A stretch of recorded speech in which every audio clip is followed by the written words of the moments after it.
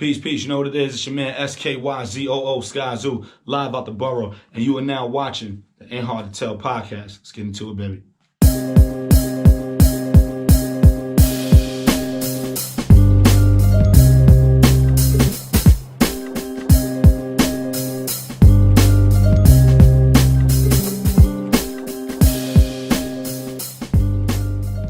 Ain't Hard to Tell podcast, episode 128. Dexter, Henry, Bryan, Fonseca, still home quarantining, and we got another friend. This is the second person, I think, in the last couple of weeks we've had from down in Atlanta join the podcast. Ooh, Except, I don't want to put Atlanta on his name. He is a Brooklynite through and through. So is the other person. So is the other person who's here. That is true. That is true. Funny. That is true. Both people were from we Brooklyn. But this guy's a Brooklynite through and through. My man, Ben Couch. I've known Ben for quite some time. He is the director of editorial content with the NBA. We have very crazy connections of ties, how we actually finally met and came together. Way back. We had once spoken via email after college, and we finally met up at a mutual friend's birthday party years ago. So it was crazy. Wow. But we knew of each other. Like, Ben knows my cousin, and he knows my fiance. I went to school with Monique for years. Yep. And it was like middle school and high school. Yep. And so I knew of Dexter, and then we were both getting into sports, and then we both ended up at this one friend's birthday party, and that was, and then we kept running into each other at work. And then it was like I couldn't avoid Ben, which is not a bad. Ben is not the person you want to avoid, so it's fine. Ben is good. Ben, how are you, man? How's everything down in Atlanta? I'm good. You know, I'm living that quarantine life the way I think everybody is these days. You know, it has its ups and downs. But luckily, everyone happy and healthy right now. You know, so we're keeping our social distance as we go. You know, things are a little weird. I have an NBA job. There's no NBA. Right.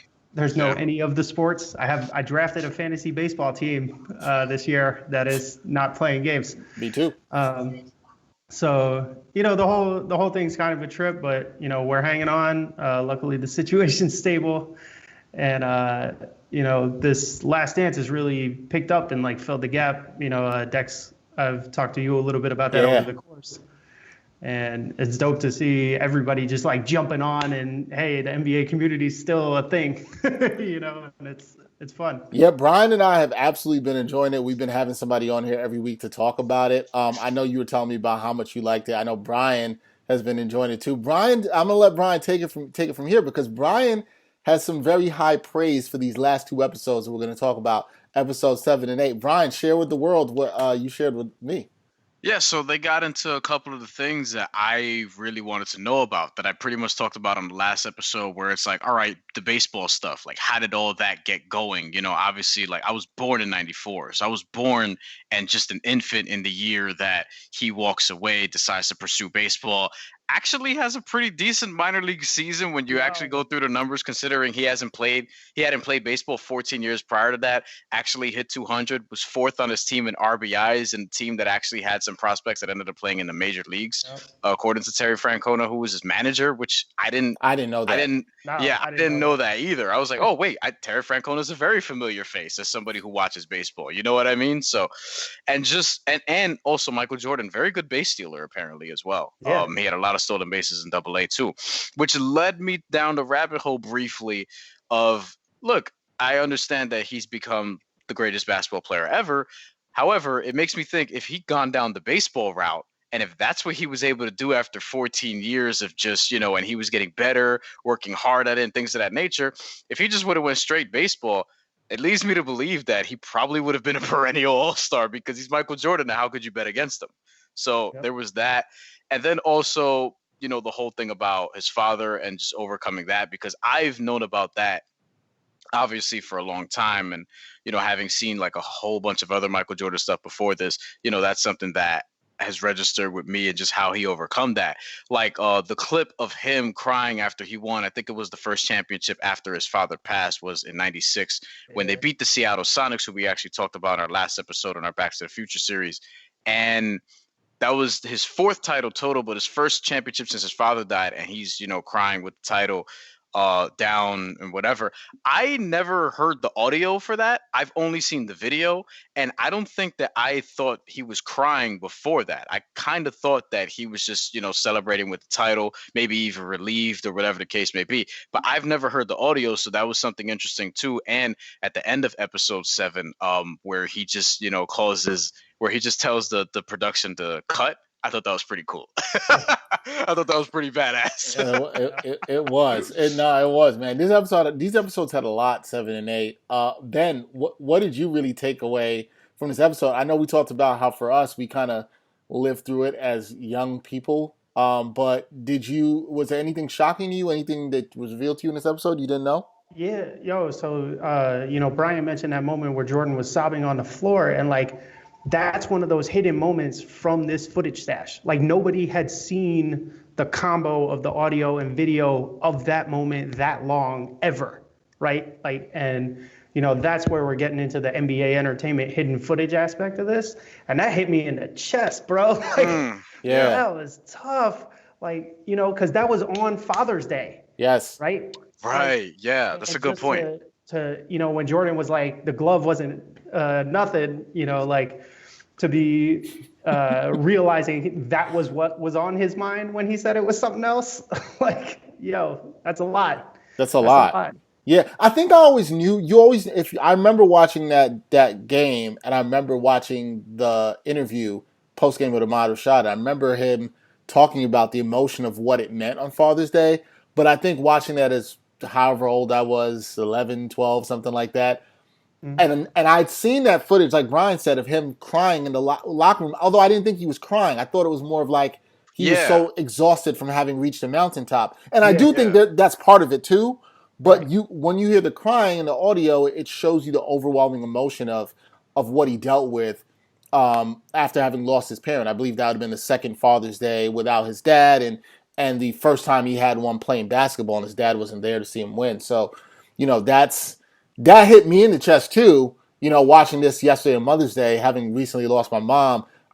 If someone who's lost a parent, it was like, wow, okay, this man still had to refocus himself and come back and get to this goal. And it was like you're happy for him, but you felt all that as well too. Yeah, and then like there were a couple other thoughts that I had just sort of watching those parts. Was I never knew about the LaBradford Smith thing, but I loved it. Because I'm a proponent of, look, sometimes when you need some motivation, you could just make up something to piss yourself off. Now, hold on a second. Hold on one second. You gotta keep that edge. You gotta keep that chip on your shoulder. 1 second. I have a question for everybody. Not really Bryan. Bryan kind of doesn't count this, so it's really a question for you, Ben. Ben, had you heard of LaBradford Smith? Because I never heard of LaBradford Smith. Even as an NBA. No, I never heard of LaBradford Smith. I just assumed as a diehard basketball. All right. He was never an NBA Jam or anything like that, so it makes sense. It like vaguely rang a bell. Okay. But when it was this story, I was like, oh, I know this anecdote. I didn't know it was that dude. And then I was like, yo, it's such a typical Michael story. It's like he's taking a moment and then it comes out years later, like all you had to do was ask David Aldridge. And DA would have told you I was with LaBradford Smith the whole post game. He never said nothing.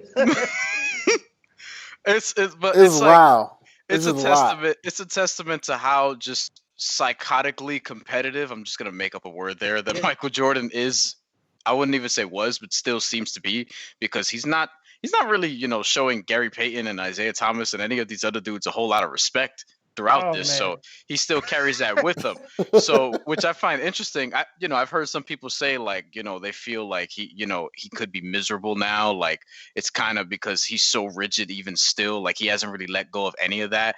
And I think, that just kind of makes him who he is. I'm not sure that's how I would want to exist necessarily. Like even me as somebody who is super competitive, but I don't, I ain't like that. You know what I mean? What did you guys make of the fact that he laughed at when they showed him they brought the iPad to him and he's watching the comments from Payton and he just played a good defensive game on him. And he just laughed and as if he just dismissed him like he was nothing. So at first I thought he was just like, oh, chuckles, like, oh, GP. But then I was like, oh, he's laughing at him. Like, this is serious. He's like really going in. I thought the same thing. And I was like, oh. And then he was like rolling. And I was like, yo, he cannot hold this back. He still feels this way about this man, 20 years on. Like, whoa. Did anybody see Ahmad Rashad's tweet about Gary Payton? Nobody saw this? Ahmad What did he Rashad say? tweeted that Michael Jordan told him that after game 1 of that finals in 96, that Gary Payton asked for his sneakers. Oh yeah. I did see that, and that's what he knew that he had him or whatever. Yeah. Which is that's actually surprising to me, even I though can't he see is Gary Michael. Payton doing that. But that's what I'm Right? saying. Like that's what I'm getting at, because Michael Jordan's got some MJ in him. I actually think that if they were teammates at any point in the 90s, that they would have got along swimmingly, or they would have butt heads and it would have went terribly wrong. There's no in between with that, Yeah. So And also, we also have to remember to go back to what Ben said as well too. Hey, this is what MJ told Ahmad Rashad. That doesn't necessarily mean That's it really true. happened, though, right? That's true. Like it doesn't. Like That's a it doesn't great mean that. One thing we learned from this part 7 and 8, it doesn't mean it really happened. This could be LeBradford Smith all over again. That's all I'm saying. have any of you ever done that? Have any of you ever just made something up to sort of psych yourself out, kind of like what MJ did with the LeBradford Smith thing? Because I've definitely done that before. Yeah, I mean, I don't know if it's like that explicit that I made up an anecdote I told somebody. Yeah. Right. But like, look, you got to be competitive to have a level of success in any niche field, right? We're all in sports, and like I've had moments where I felt a boss took something I did and like disrespected it in whatever way, I took that, and I'm like, I'm gonna do so good. He has to come to me with compliments next time. I've done that and last year. like none of that happened out in the world, but like in my head, that was going and driving me the next time. Brian is all about this. This I is wrote all something. Brian. Oh yeah. If I could, I can't think of a specific example right now, but if you just give me a little bit of time, I could compile a list and we can make a whole episode and just go through them. Speaking of lists with Brian, you don't want to know about that. Oh yeah, that's true. I have a legitimate list. Brian has a legitimate revenge list. We'll call it that. Yeah. I've made it not on the list as far as I know. So Ben, No, for all I know, no, you no, could be no. on the list. I mean- We don't know. Yo, No. y'all are probably in good shape if you got through 128 We have- episodes, or we he's have. just really waiting to get you. Oh, listen. Hey, Roll it for don't like laugh, Brian. 100. You could be making a long plot here, a long con. How do I know you're not trying to set me up? No, because that takes way too much work. And look, I'm all about hard work and stuff, but that's a 25 little years, excessive. Brian's gonna be like, bow, bow, bow, Nah, bow. got you, Dex. Only if it was part of a wrestling angle, then that would make sense. Oh my god. Because that would be for entertainment purposes only, and that would be fun. I've already told you that I think I could be a great bad guy manager in wrestling. I really do. I want to see him in wrestling. I'm still young enough where I can pull that off. You So I'm probably just you saying. probably could. Ben, I take it you do not watch wrestling. Off and on. Oh. I actually, Ooh. I was a They just got their lowest rating ever recently. Monday Night word? Raw did. Yeah. yeah, I was a subscriber to the WWE network for like a year recently. Okay. Oh, I still have it. Yeah, That's great. They I do dropped off 'cause I legit. realized I wasn't doing it with the kids and stuff, but That's true. there was a stretch I was keeping up pretty good. I enjoy it, right? Like the thing that really caught me in was the whole Becky Lynch, the man at the same time as the Kofi Well, Kingston She rise. just announced she's pregnant. Like Oh, literally word. today. Literally Yeah. while we're recording this. She Oh, just wow. announced she's pregnant. Oh, right. Yeah. I got the tease from the app. That's dope. Because her and Seth are like the big power couple and stuff. But Yeah. I love it. Like I was in when I was a kid. Like I can remember at summer camp, like Pro Wrestling Illustrated magazine. Yo, I remember reading that. me. They But, still do like, the 500 every August. Yeah. I can't even remember this dude's like last name for the life of me, but it was like me and this kid Kevin were like the experts, and we had the tip sheets and like Yeah. That was me. back when. And So it's always been like in the background. Like I'll still always read stuff, or I'll the news will filter into my feed and whatever I'm following. But now I appreciate a good heel turn. Yeah, man, I had my last dance with wrestling a while ago, a long, long time ago. But back to the last dance. Speaking of Yeah. that, yeah. So I found the Gary Payton stuff. I found that wildly hilarious. Just looking at how much Jordan mocked the situation of him. In that. Anything else that stood out Yo. for you guys? Yeah, go ahead, Ben. I just want to say this on Gary Payton, right? this is like prime, like we're gonna have to explain this to somebody, and the documentary is like how you get into it. But like that Sonics team was good, bro. Yo.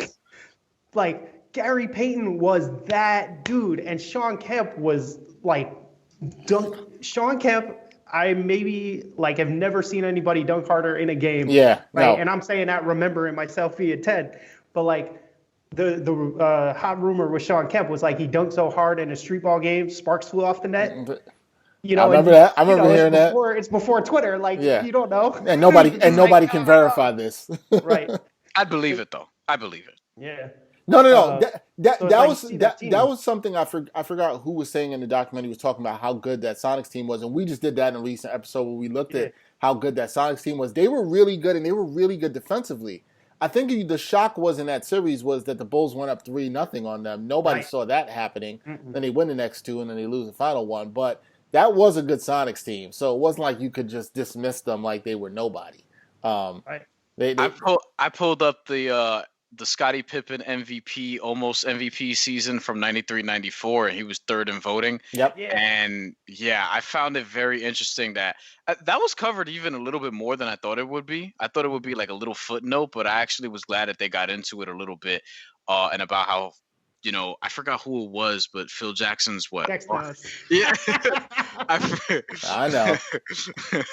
I forgot who it was. Was it Phil Jackson's, like the author of his book or whatever, that he basically said that he thought that was Phil Jackson's best coaching job ever. Was that a common narrative at that time? Was that something that was actually going around? No, I mean, they were lauded for how well they played. I remember that. I remember even that year as a Knicks fan, as a young Knicks fan, I remember being like, wow, I was surprised they were as good as they were because they lost Jordan, they lost Grant.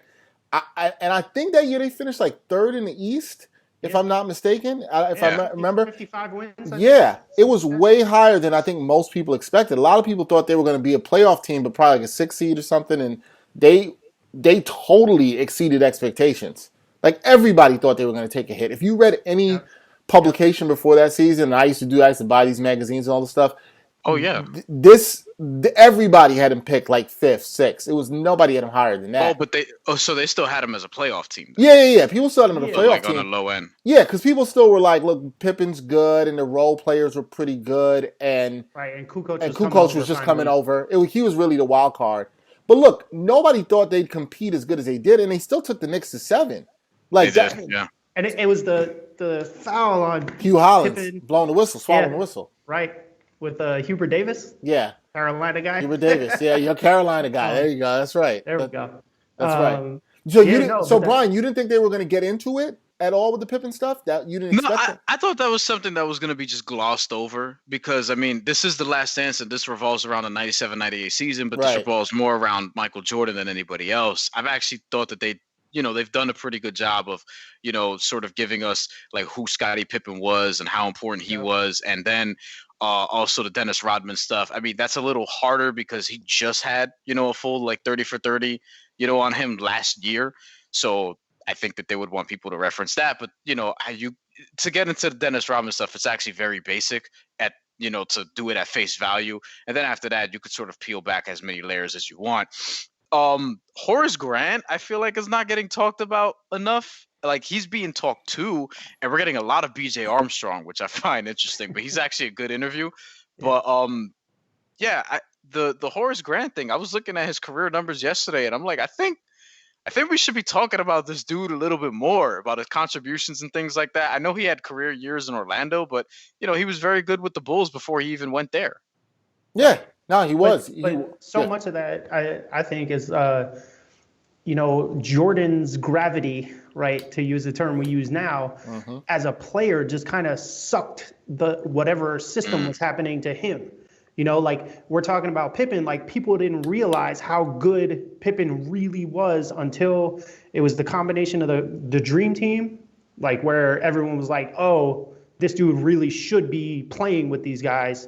And then 2, Jordan's not here, and this team is legit. Like, they came very close to knocking off the Knicks team that everyone thought was going to be the one that won the championship until, all the things happened that year, and we're not going to talk Yeah, let's get away from that before Dexter has an aneurysm. No, I'll be fine. I'm over it. I'm not still holding on to things like Michael Jordan. I'm over it. Well, I do want to ask one. About that actually too. Yeah. What before we get to that, one thing about Scottie Pippen, I want to ask both of you, Yeah. especially you, Brian. I'm intrigued what you have to think about this, and Ben. When you look back, and they did touch on Scottie Pippen not coming into that game, that game 3 in the series against the Knicks, where Kukoc hits the game winner because Phil Jackson had drawn up the play for Tony Kukoc and not Scottie Pippen. I think in today's social media age, guys, Pippen would get roasted and slammed for that. Now, he did at the time. He just didn't feel the pressure the same way. Ben, do you look at that? Did you look at that badly as a 10-year-old kid? Are you still did you still frown upon that now? What do you think about how everything went down? So like, yeah, there's like the levels of how you can think about this, right? There's like, how did it hit me at the time? I was a Knicks fan, right? Like, Scottie's not playing on the play. We're in good shape. Like, we'll take it, right? Like, Scottie's not coming out. All right, let's see what happens. And then Kukoc hits a shot and wins. You know, somebody made the good counterfactual. Like, what happens if Kukoc misses that shot? Even if Scottie is in? Like, Phil's getting roasted for, you know, his dude who had the MVP season finally. How does that make Scottie look if that were to happen? What do you guys think? If he had missed it? If Kukoc misses it. That's the thing. If Scottie just goes out there, right, inbounds the ball and Kukoc misses, Scottie looks like the best guy in the world because everyone's like, oh, Scottie should have taken the shot. Right? And that's the history of it is, right? And if Scottie's in there and he inbounds and I saw somebody say he was the best inbounds passer on the team at the time, and he's got the height, like that's why Phil wanted him in. Like if he makes that pass and Kukoc gets the shot and wins, Scottie, the ultimate selfless player, he's done all these years against Mike, he's letting Kukoc get his and the Bulls just keep winning, right? You know, so what happens is Scottie decides to sit out because, that hurts. Like, you're the dude finally, and he took it away from you in your moment. Like, this is your chance. Like, let me go down shooting, coach. Like, this is it. Yeah. You know, I get the instinct, but as a team player, you know, like you heard everyone in the documentary was like, that was no good. Like Bill Carl crying in the locker room. Yeah. Right. And I love the way Steve Kerr put it, where he lent voice to that's not his character. That's why it sucked the most. And I love that he worded it that way because that's sort of what I thought about. Because the way, like, I've sort of read up on Scottie and have learned about Scottie through the years. Scottie Pippen is my brother's favorite basketball player. So he's somebody that I've grown up watching throughout the course of my life as well. And yeah, that didn't seem to be something that he would do. That seemed like something Michael would do. You know what I mean? That seemed like something Kobe would do. It seemed like something that Shaq would do. Except those guys are absolutely getting the ball in that situation. Yeah. But the thing is with Scottie Pippen, you know, it wasn't his character. So I found that very interesting. And just also, like, I thought, you know, what if Kukoc missed it? Or, you know, what if Scottie Pippen is there and misses the shot himself? Like, what if he actually gets his way? You know what I mean? And Phil Jackson actually cracks, which he wouldn't. He didn't, obviously. Right. And then Scottie Pippen misses a shot. Then how does that look? You know what I mean? What happens in the series from that point on? So here's the thing for me. I think there's something to a coach knowing which players are ideal for the certain situation. And, like, I would always want to give the ball to my best player, but I understand where Phil Jackson was coming from. It was like, look, it was a good basketball player. This guy had hit 3 game-winning shots during the season. Tony Kukoc was a guy who played well under pressure and stepped up, and he believed he could make the play, and he did. It's not necessarily a slight to Scottie Pippen, but I understand, like Ben said, I understand why Scottie Pippen felt slighted because this was his chance to be the dude, and your coach is kind of telling you he's not the dude. The thing I kind of looked at in that situation, I looked at Phil Jackson, and I was like, damn.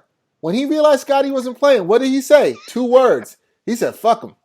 And I was just like, wow, Phil Jackson was really in control here. He was like, nah. Steve Kerr say it was dope. Yeah, he was like, nah, this is exactly what we're doing here, and I believe in it. And it almost made me think, well, that's why the team, Steve Kerr, Bill Cartwright, these guys, they got right behind their coach and was like, nah, that's not acceptable. And let's give Scottie Pippen some credit. Yeah. From what you heard from these players, Scottie Pippen was a man, said that he was wrong immediately, and they were able to move on, and that probably helped him really get back into the series. So I know what Scottie did was wrong, but I also have to give him credit that he stepped into the locker room in the fire with his teammates and he was an adult about it. And he said, Yeah. look, this is what he is. And I'm sure him and Phil talked it out, and they were fine after that. Yeah. And he made a mistake, and, he moved on. Like, I'm not going to kill him, but I get it. Agree. And he got past it, and then the very next game they show the highlight where he dunks on Ewing and wants to teabag him. So it's like, they you keep bringing up the old wounds, man. but that was a great dunk. Like that was such a fuck you dunk. Like it was something. Like it was something. Yeah. Say that. It was something.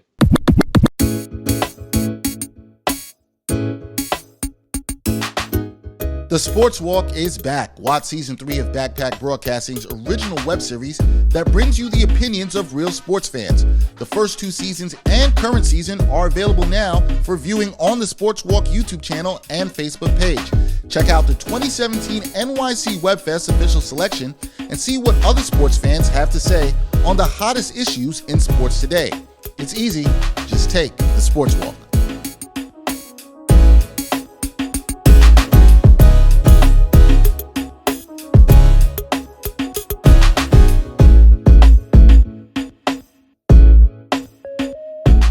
one of the other things I wanted to ask you guys, because I found the sort of narrative on social media very interesting, going around about Michael Jordan's mentality, right? Yeah. And I knew that once they would talk about it in the documentary, how obsessed he is with winning, that a lot of people on social media would be like, yeah, I want to be that, or I want to be with that guy, whatever. When most people, I would probably even go as far as to say 85% of people, they're not built to be around somebody like that. They're not really built to be around a psychotic winner like that. And in the equation of Michael Jordan versus Steve Kerr, a lot of people think they're Michael Jordan when they're really Steve Kerr. And that's fine, because 99% of people are Steve Kerr terms of like... No. Steve Kerr, don't diminish him. Steve Kerr went at him. He deserves some credit. No, but that's what I'm getting to. I'm saying that if they were either one in the equation, that's who they would be. But most people wouldn't even get that far. Most people would probably just turn and be like, look at the way people are now with basic things like teamwork and things of that nature. Like, it's just a different time where a lot of people wouldn't be able to handle Michael Jordan. Gerard gave me props. Gerard Hector, friend of the show, gave me props. He said you could be teammates with Michael Jordan on Twitter. He was saying this about me because he thinks that I'll bark back at him, and I would. My thing is, if you're gonna lose a fight, just go down swinging.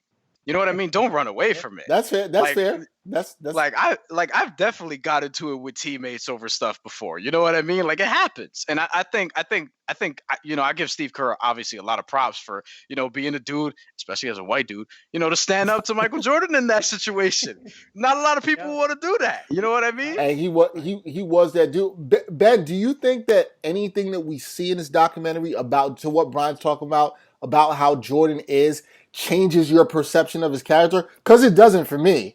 And Jordan warned us. He said that he thought a lot of people would come away from just hating him, and I don't think that there's really anything, at least for us, where we're gonna look at him then in that way. I mean, here, where I think I have fallen out on this, right, is one, it reinforces a lot of the image we have, and Michael, who is apparently very concerned with his public image, right?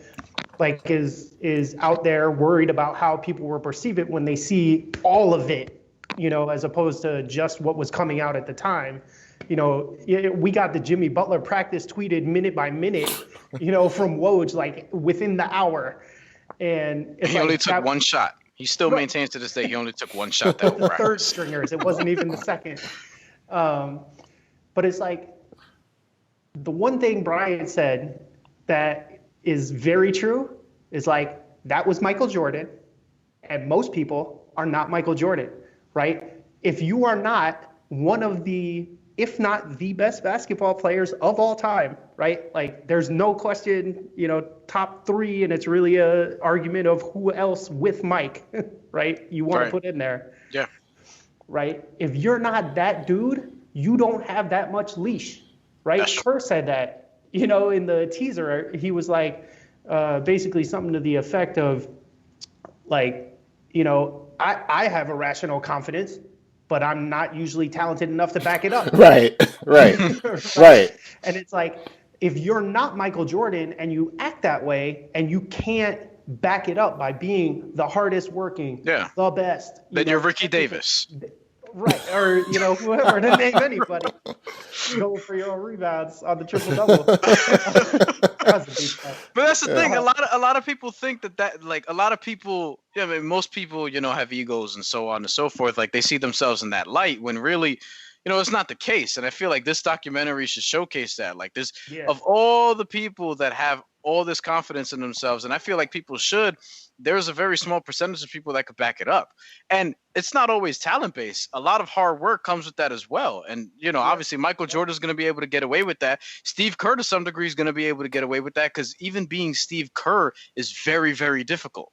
Even getting to that level of whatever your profession is. Yeah, so I wouldn't even say it's a matter of confidence, right? Because people should be confident. You got to be confident to be Steve Kerr, to go back at Michael Jordan. Yeah. But it's that ability to lead by bullying, right? Which is essentially what we're talking about here, right? Yeah.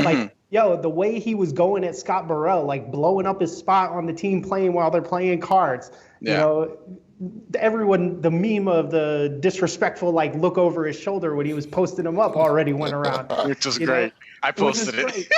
But it's like unless you are at the super talented, ultra elite level, people aren't taking that from you, right? Because you're just gonna burn all your bridges otherwise, and nobody's gonna give you the second chances, when it goes sour. Yep. Yeah. Right. Like if you blow up with someone else who's, at a more elite level than you in a situation, you pop off on your boss the wrong way and you don't got the standing to back it up. So that's the thing that people have to keep in mind. And the other piece of it is that's not the way you have to do it. Right. That's We've true. seen so many other examples. I think Tom Ziller, who writes a great newsletter, Good Morning, Let's Basketball, was saying Tim Duncan, Steve Kerr as a coach, right? Phil Jackson as a coach. There's you look at the whole list of people that have won in the NBA and won in sports. Not everybody does it like this. Right. And people can be highly successful. Right. There's many different forms of leadership. I said that as a guest on another podcast. There's many different forms of leadership, which is why I don't kill Michael Jordan. I think Michael Jordan led the players the way he thought was the best to get them to what they need to do. Ben, I completely agree with you. You can be an asshole and get away with it if you're really, really, really damn good and you get results, right? That's the key thing. It's so much that the people know that you're an asshole, but they're like, no, we still believe in this guy, so we're going to follow him, right? No, and they know the results work. So I think the Judd Bushlers, the Bill Wenningtons, the Luke Longleys, the Steve Kerrs of the world, they respected him. Even Scott Burrell, who was a talented player coming out of college, they still respected what he brought to the table. And I think the thing I looked at, you didn't feel like any of those dudes hated them. They looked at him and was like, no, we know what he's doing. We know why he's being like this. He's not being like this just to be like this. Right. But they wouldn't also probably have him on speed dial. Yeah. They're not calling him up to hang out. Maybe that's not the life Mike wants to live. Yeah. Maybe that's the way some other people want to live. And a lot of people don't think about that trade-off. Yeah, that's true. True. Even when I look at Michael Jordan's house and the different places that he's doing these interviews, I don't get the sense that there's a lot of people in that building. You know what I mean? I get the sense that he's just kind of there most of the time because that's just Mike being Mike. I think the other important thing to note is that the reason why he can also get away with these things, and he lent voice to this in the documentary, is that he's not really asking dudes to do things that he wouldn't do himself. You know what I mean? And I think that's very important in terms of his leadership style, really any leadership style, because you want to lead by example also. And a lot of people use lead by example as a cop-out to be like, nah, I'm just not vocal. I just want to lead by. No, leading by example means you have to. Yes, you have to be. Damn. Oh man. Not who I was thinking of when I didn't think of anybody in particular, but no. I know you weren't because you're Carmelo. Carmelo Anthony's half Puerto Rican. You know what I'm saying? I leave him alone. I'm on Team Melo. You know what I'm saying? But what was it? But was with all the leadership in the locker room.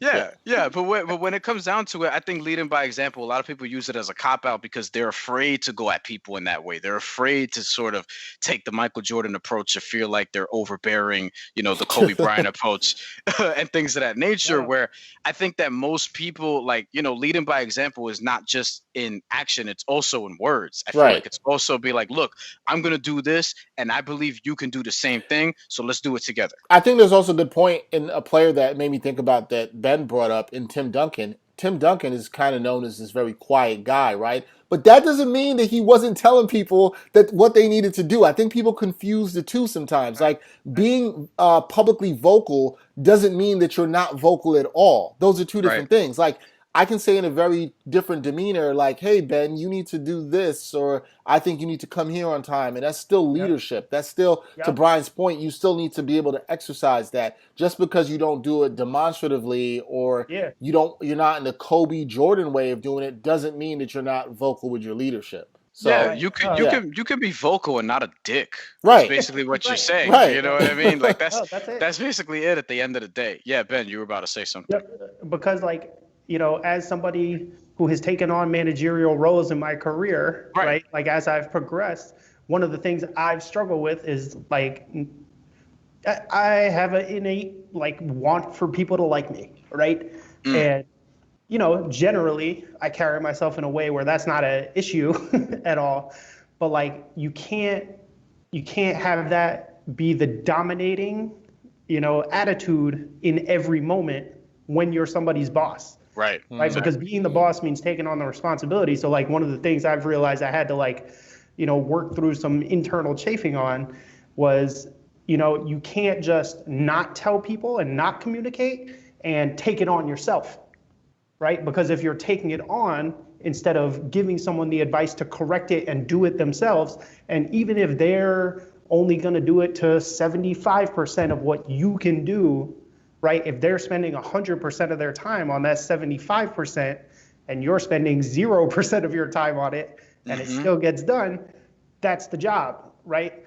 Like, you know, and that's bringing things along, and people don't want to be in that, you know, to Brian's point, like about people don't want to be that person who's like correcting people, right? And firing off a note in the middle of the Slack, like, yo, you spelled, you know, whoever's name wrong in a headline, right? Like, you know, and you got to just be able to do that in the moment and not have it be a thing. Yeah. Right. Because I'm correcting you because I saw this and I want it to be correct, not because you did it wrong. Right. It's not personal. It's just me doing my job and delegating and saying what needs to be done. Right. But that's part of leadership. That's good. I guess Tim Duncan, assistant coach, by the way. That's right. That's right. I guess the last thing would be we are at the last parts, the last two parts of this documentary. I feel like it's blown by. We all waited for this. We couldn't wait for it. We were so hyped. And now we're down to the last two parts. What are you guys looking forward to seeing the most in the last two parts of this documentary? More replays of the dunk by John Starks. Yeah. I want that too, but that ain't happening. One moment, bro. One moment. Do you have the poster, Ben? Did you have the poster up in your room? Yeah.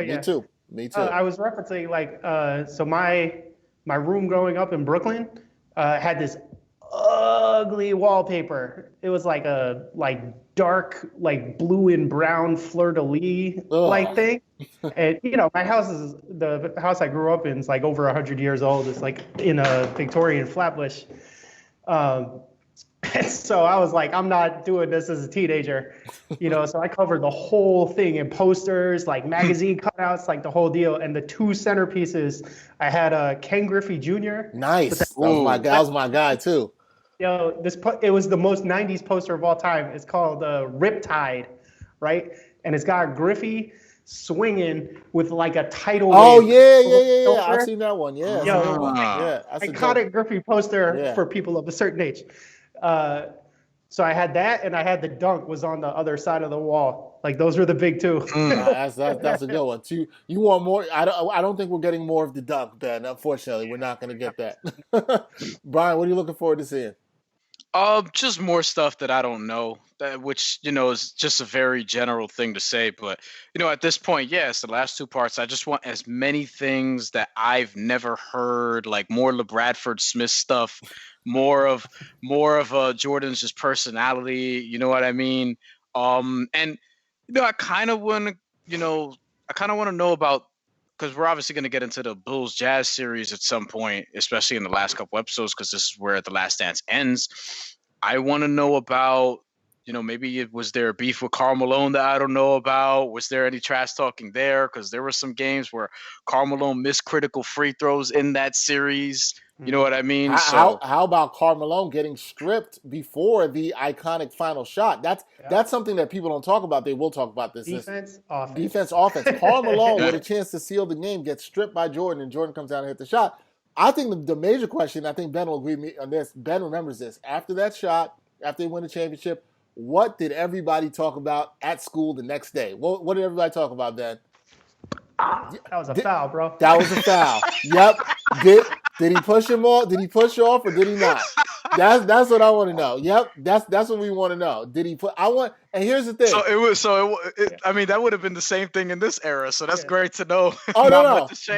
But what the producers have to do here is you got to bring the iPad to Michael Jordan. You got to get Brian Russell, and bring the iPad to Michael Jordan, and I want Brian Russell to say that he absolutely pushed off, and I want to see Michael Jordan watch that. I want that reaction. That's what I want. Anytime he gets the iPad, it's an instant meme, yo. Me and the others be looking at. Ready? Your mic came out, Brian. No, I'm absolutely ready for it. Absolutely. I was due. You know what I mean? It was gonna happen. This happens every episode. Every episode. It happens. I get a little too animated, and then my mic comes out. One more thing I do want to know about in these last two episodes, and I don't know if they're gonna get into it because this is the last dance, but I would like to know more about the retirement and then the playing basketball with the Wizards and that whole thing. Obviously, I know about it to some degree, but just to hear Michael Jordan talk about it today. I think I'm intrigued if they do go into like his post career just a smidget and into ownership. I kind of would like, and where his Jordan brand has evolved into. That would be kind of interesting to me. That'd be good for episode 10. I would love a Kwame Brown interview. I would love it. Lord, that's a different doc. That's a totally different doc. Yeah, that's a whole different doc. Oh man, I don't know if we're gonna get that, man. That's a totally different documentary. But we'll have to see. Right now, but that book is got everything. Like, there's an awesome anecdote in there about how young and sheltered isn't the word, but like just coming into the NBA as an 18-year-old from like a small town in Georgia is like a big jump. And like Kwame got to his first like steakhouse and was like, I would like French dressing. And they were like, we don't have that, bro. Wait, what? They don't have French dressing at a steakhouse? Why? I mean, I know that's weird, but like, because you could get like salad with your steak, like super high end and like, they've only got the vinaigrettes as selection or whatever, and like the owner at the table was like, oh, you gotta ask for this, like you really want, whatever. Look, Kwame Brown had a good long career. He just was the number 1 overall pick, so people think he's a bust. That's all I'm gonna say. But that's the thing, right? People like, I have this argument with folks all the time, right? Like if you're drafting a guy at number 1, what you are trying to do is lock in a position for it before you have to think about it, right? Ideally, that guy is also changing your franchise, right? But see but that's not how people look at it, unfortunately. Right. They look at it the other way. The thing is, like Andrew Bogut, when the Bucks took him with the number 1 pick in that draft over Chris Paul and all them dudes in 2005, right? Bogut locked down center until he like shattered his wrist or whatever, and Milwaukee could go about their future picking up the other pieces, right? Like for that stretch of time, that's a good number 1 pick. Hashim Thabit going number 2, right, and totally bombing out. Right. That's a bad number 2 pick. Right. Yeah. Right? But like getting a guy who starts for 10 years, like that's okay. Yeah. If Kwame was the 10th overall pick, then people would have been like, we thought he'd be a little bit better, but he was fine. He lasted in the league 12 years. He had some good defensive metrics, toward the end of his career where he was a productive backup center. But, whatever. This ain't the Kwame Brown podcast. Yeah, I mean, and he was also, it's also that he was the first high schooler to go number 1. Yeah, right. And the other 2 were better right after him, even though one of them was better for a short amount of time. Right. It's all circumstantial. Like, you only drafted in the year you got. Right, right. A lot of it is circumstantial. Yeah, Pop Gasol was 3. That's the other thing. Right. And traded. And that's a favor. That's right. Yeah. So who knows? Crazy times in the NBA. Well, Ben, we hope the NBA comes back soon. You know, Me too. we miss it. I know you Word. miss it, and I know you want Word. to get back to work, and everything. Yeah. But thanks for coming on and talking with us about sure. The Last Dance. We'll have to have you back probably Yeah, when basketball starts back up again, so we can Right. talk some crazy stuff. And Celebrate. I one appreciate one I last know question. this is One first last time, but question. it's last time. Sorry to cut you off. First time, long time. First No, time, long time. One last question for you. Do you know where Yeah. that John Starks poster is? Ooh, Because I have that's a good one. I think mine is Oh. somewhere in my parents' garage. I have no idea what that is. Yeah, I think that room got remodeled. Like the second I was out of college, my They were parents like, take this down. yeah, no mentality. They like keep my old football jerseys in the closet. That's all I got. That's all you got. Yeah, Yeah, a bunch of Nintendo Power magazines in the basement, and that's about the longest short of it. when you leave, your room is never your room anymore. That is true. No, All right, it's- Ben. Thank you, man. Appreciate you joining us. We'll definitely catch you next time, brother. Appreciate y'all. Keep doing what you do.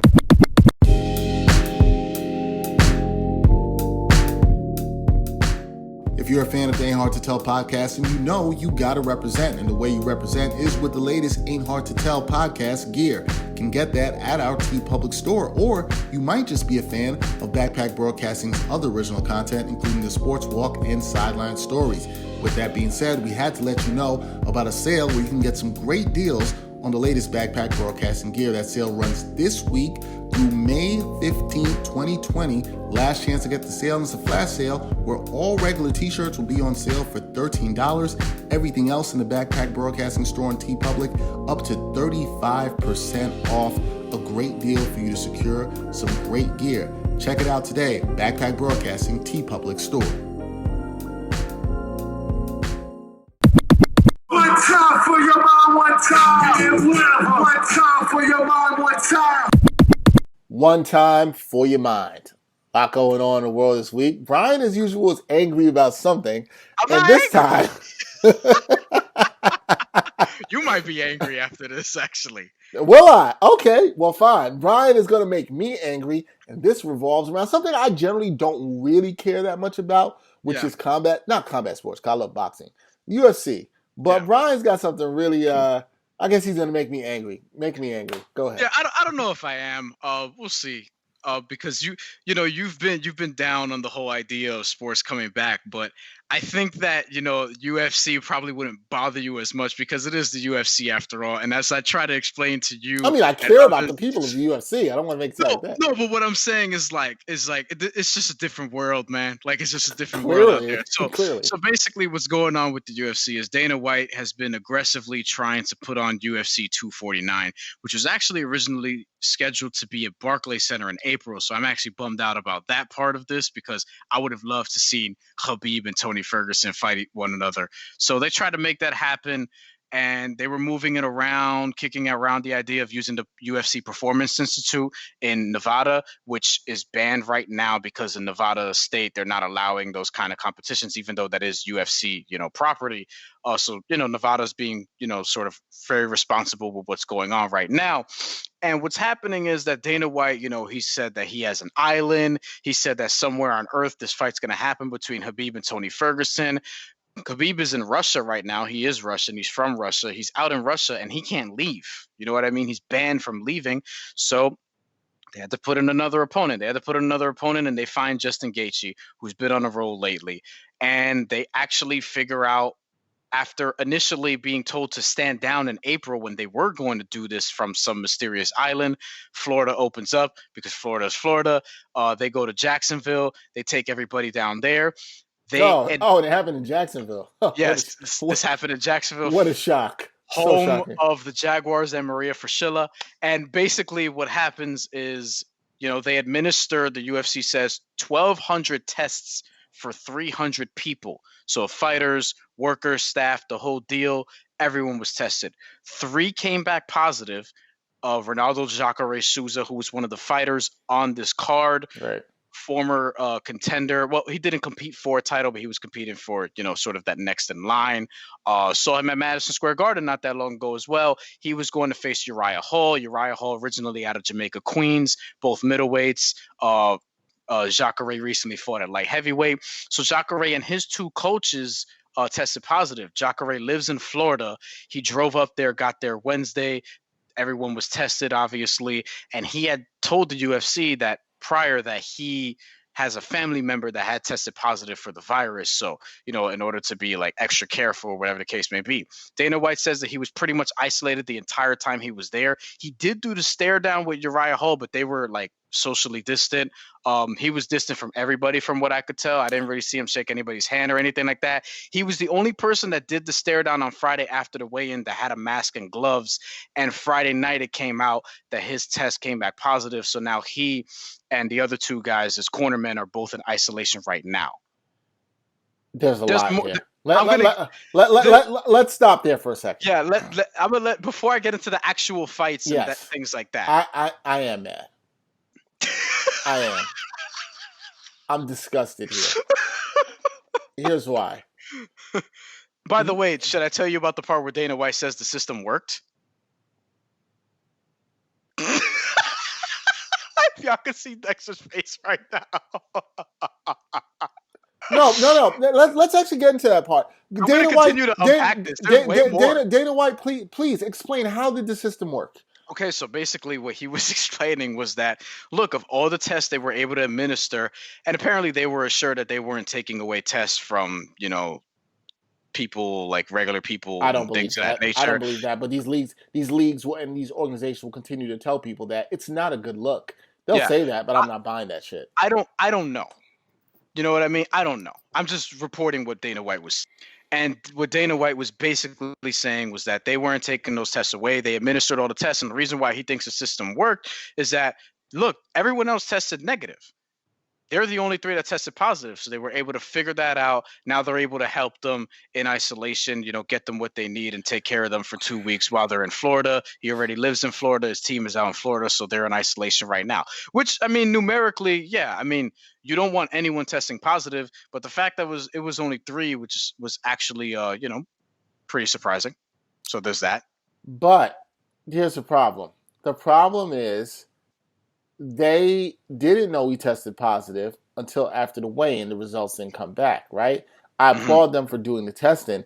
But so it is possible that during the weigh-in, the day of the weigh-in, even though you saw him distancing for the stare down, even though he was wearing a mask, it is still possible that he could have infected somebody else. Yeah, it is possible.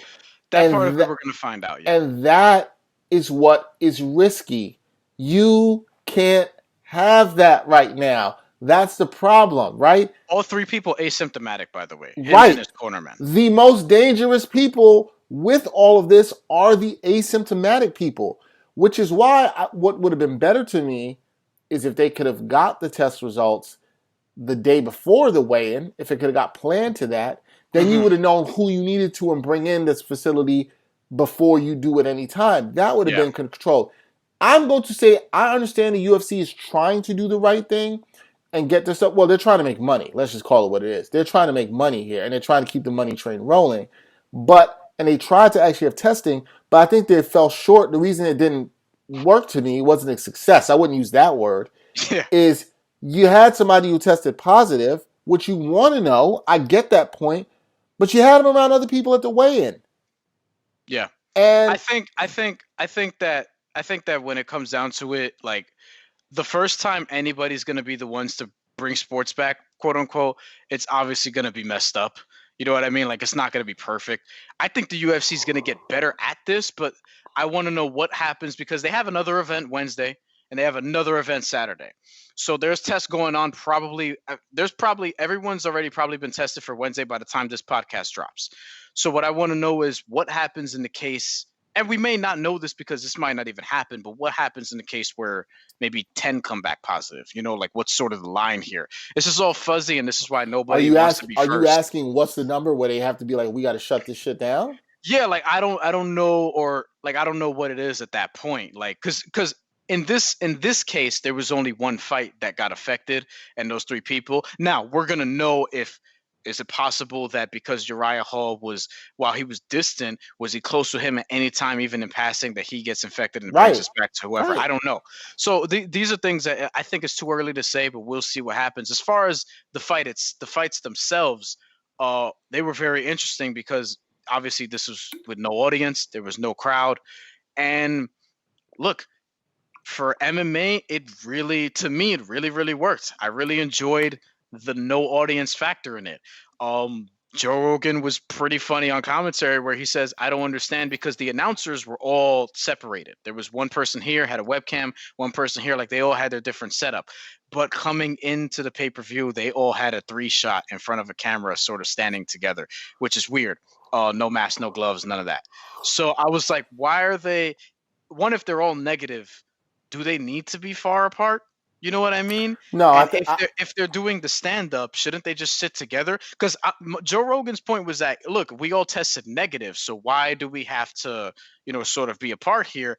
And I'm looking at that, and I'm like, yeah, I kind of agree with him. If everyone's negative, then my thing with the testing negative, and when those results came in, and it's about what have you done since then, like, and also how often were they testing? Are they testing people?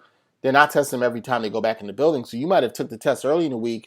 Friday comes around and you might have got a negative. But who knows if you're asymptomatic and positive by the time Saturday fight night hits? Who knows?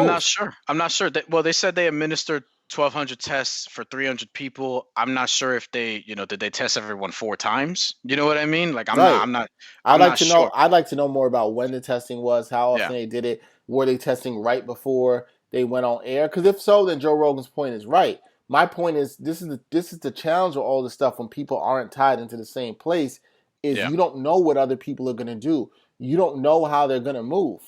It's like somebody I know invited me to help them doing some work, and come through and help them with some video work, and I was like, nah. Now this happened now? Yes, I'll tell you more about this. Off the show, I'll tell you about this. Really? Okay. And I was like, if it's somebody that I don't like, that I'm not like that tight with, then I probably would do it. There are a few people that I'll go to their house right now. You know what I mean? Yeah, but it kind of is my hesitancy on that. And my other thing is, I don't know what you've been doing. If I'm tight with you, I might know what you've been doing. Like if you're family, I may have an idea of where you've been going, what you've been doing. But I don't know me, I'm just, you know what I'm saying? Yeah. Like I'm just here. I love you, but I still ain't coming to your house. No, I wouldn't because it's irresponsible. Because it's irresponsible. Then my point is, I'm caring about other people. It's irresponsible for me to do that. So So all in all, the event itself was interesting. I think we're gonna see the fallout from this, but. Look, they have another one Wednesday, another one Saturday. I'm going to watch them. But as far as like the actual fighting, the no fans thing was very interesting. And the fight card itself was very, very good. But as far as like, the COVID-19 stuff, I think the UFC could also operate in a way that team sports can't, because this is one-on-one fighting. Right. WWE, the action is a little bit different and they're still operating. So I think those sort of things in boxing, even if they decide to come back at some point, which Bob Arum says in June, he'll probably start announcing dates. Like they can move in a way that football, especially football, but football, basketball, the NHL, college sports, like they just simply can't do. Like I think what we'll start, like tennis and golf are they're gonna sort of lead the way, because you can social distance better. Yeah, you can control tests better. All those non-team sports, I think there's a way you could do this that's mostly safe. Right. You know what I mean? Right. So I'm not gonna kill the UFC for doing what they did. Probably a little more aggressive for my liking for doing it in May. But at the same time, it's like, look, at some point somebody was gonna be first. And at some point, somebody was going to try and get this money. And look, fighters want to get paid. People want to work. Like a lot of people want to work right now because a lot of people are getting tired of being home. I'm going to say this. I respect what the fighters and everybody does in UFC and some degrees of wrestlers and stuff. I'm not sure I want to grab up with anybody I don't know, unless I know for sure that they're positive. I want to be grabbing up, wrestling and negative. You mean? Yeah, negative. Excuse me. Yeah, I definitely don't want if they're positive. But I'm not necessarily sure I want to do that. Again, if everyone tested negative, like if I was gonna have a fight and everyone on that side tested negative and everyone on our side tested negative, then it is what it is. Because at that point, it's like, the other thing about this is like these men and women are fighters for a living. Yeah, this virus ain't scaring them. You Yeah. know what I'm saying? Like Henry Cejudo's over here saying in the pre-fight video, he's like, you better hope you get that coronavirus because I'm coming for your ass, Dominic Cruz. Damn. You know what I mean? Like this is a different world. And by the way, that's something that I would tell somebody if I were a fighter. You know what I mean? I'm sure that you would. We are sure that you would. So it is what it is. It is what it is. All right. My one time for your mind this week comes from the world of hip hop. Shout out to Joey Badass. Oh yes. Brooklyn, Flatbush. One of our favorites in the Bed-Stuy, Ain't Hard to Tell podcast. One of my favorite rappers out there. And Joey Badass did something that I've been saying for quite some time. If anybody knows me about the way I like albums, the way I generally like music, I don't care for long albums. Don't give me these 20-track albums. I still dare anybody to tell me a 20-track album that's a classic. Maybe you're talking about Only Built for Cuban Links, and even that I still think is a little bit too long. Maybe Book of Ryan, but to your point, it's a very short list. Right? Very short. And I like Book of Ryan, but I might have chopped a couple songs off of it. That would have agreed. Well, that's the other thing. Yeah. Joey Badass voices disdain for albums with more than 14 songs. This was in a Complex interview that was published on May 5th, and he answered a question about what to expect on his next project. And the pro rapper said that the less is more approach is the way it should be when it comes to making an LP. He said, quote, "The thing with this project is everyone's going to be satisfied, and not in a way where it's too many things on the menu. I'm definitely not that type. You come to my restaurant, MFer, it's like 10 options. I hate when MFers put out an album longer than 14 songs. Nobody wants to effing listen to that." Word. Ain't nobody trying to listen to that. Ain't nobody want that. He got albums that's more than 14. I mean, he's evolving though, so I get it. Like, you know what I mean? Well, his first album was 15, correct? Yeah. But at the same time, it's like, again, he's still developing. Like, he's 25. You know what I mean? He's not going to think the way he was at 22, so I respect it. He said, he doubled down on his point, and he said, nobody's getting through that in a day, Joey said of lengthy albums. I agree. Granted, kids are a big part of this shit, but bro, keep that shit to your point about if he's evolving. I don't care if it was Michael Jackson. I'm not listening to 25 songs. Less is more, in my opinion. I completely agree. The game gonna come out of retirement to drop this track. I couldn't agree more at all whatsoever. Please remember his last album, 12 songs, very tight. Liked all it. Good. He did have over 14. He did have over 14 on before the money. That was 15 cuts on that. And 1999 did have 15 songs. Summer Nights had 17. But I think he's evolving. I like tighter albums. I've always said for that. I'm glad Joey is a young artist who I believe is 25. And that's Joey's age? Yeah. 25. I'm really excited to see what he does with this next album. Some of the stuff I've heard has been pretty good. But I like that he's trying to keep tighter albums, thinking about the projects that he does. I mean, a lot of my favorite classic albums are tight albums, man. Illmatic. Like, you know what I mean? Illmatic, Good Kid, Mad City. You look at these albums. I know To Pimp a Butterfly pushed it with 16. There's some rare ones where it can go a little bit over 14, and I won't be too crazy. But generally, I like my albums 12 to 14 tracks.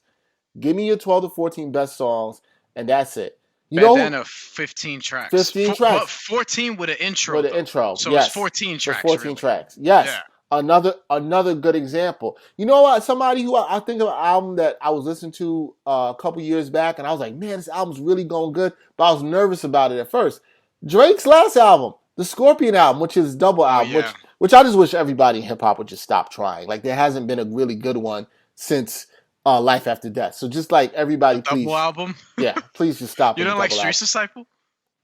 It was mediocre. So you could have left it on one disc, I know. Could have. I'd say the same thing for Jay-Z's Blueprint too. Could have left it on one disc. Oh, that album. Yeah. There's songs I really like on that album, but there's a lot of songs. It's just way too long, though. Too long. Same thing with Street Disciples. Street Disciples are songs that I really, really like. And there's songs that I'm like, I will never listen to that again.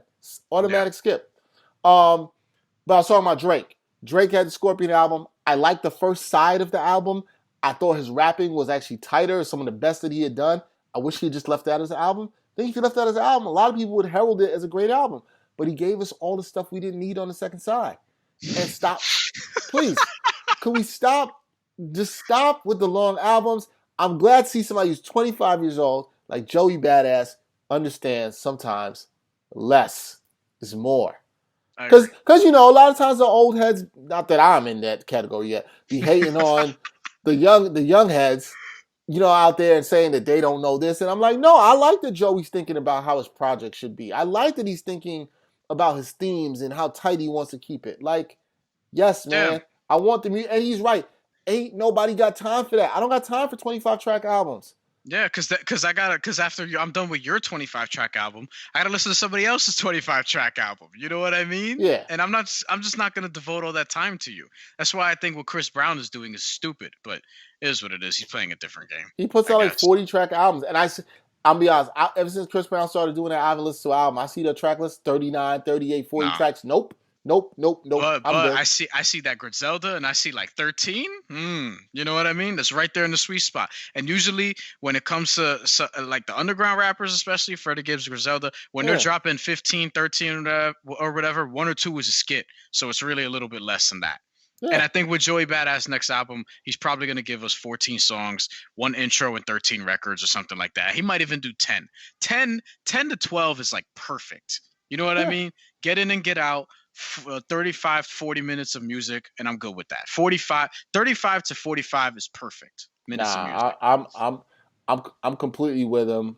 I'm looking forward to his new album. As I said, shout out to Joey Badass for keeping it real and actually caring about his projects. That's what we need more of. All right, that's it for this episode of the Ain't Hard to Tell podcast. Please remember, support us, subscribe to us wherever you listen to podcasts. Also, be sure to subscribe to Backpack Broadcasting on YouTube for much of the great content that we have coming out. We have more coming up in our Back to the Future series. If you missed that, go back and check that. Great nerd out basketball discussion. Also, we'll have another edition coming up soon of our face-off series, Player A versus Player B, coming up as we plan to do more of those. There's been some good receptions to those. I'm glad people are liking it.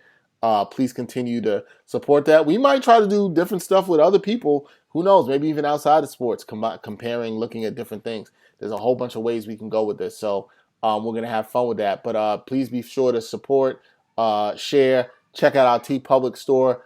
There was a flash sale this week. Shirts lowest $13. Everything discounted. Be sure to check that out. Get some good Backpack Broadcasting merchandise. You know, continue to support us. Support the podcast. That is it, again, for this episode. For my man, Brian Fonseca, our guest that we had on at the top of this, Benjamin Couch from the NBA. I'm Dexter Henry. Until next time, y'all. Peace.